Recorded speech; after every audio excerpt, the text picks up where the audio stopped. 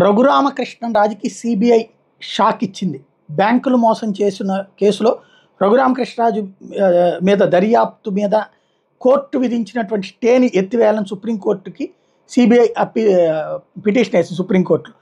రఘురామకృష్ణరాజు బ్యాంకులు మోసం చేసిన కేసు మీద సుప్రీంకోర్టులో విచారణ జరిగింది నిన్న. రఘురామకృష్ణరాజు థర్మల్ పవర్ కంపెనీ స్థాపిస్తానని చెప్పి బ్యాంకుల నుంచి 974 కోట్ల రూపాయల రుణం తీసుకున్నారని, ఇండ్ భారత్ కంపెనీ పేరుతో రఘురామ బ్యాంకుల నుంచి రుణాలు తీసుకున్నారని, కంపెనీ కోసం నిధులు ఖర్చు చేయకుండా ఆ డబ్బుని ఇతర బ్యాంకులు ఫిక్స్డ్ డిపాజిట్ చేశారని, ఆ ఫిక్స్డ్ డిపాజిట్లను తనఖా పెట్టి రఘురామకృష్ణరాజు మళ్ళీ రుణం తీసుకున్నారని, ఈ రుణాన్ని దారి మళ్లించడంతో సిబిఐ కేసు నమోదు చేసింది అన్నటువంటి విషయం ఇక్కడ ప్రధానంగా ప్రొజెక్ట్ చేసింది.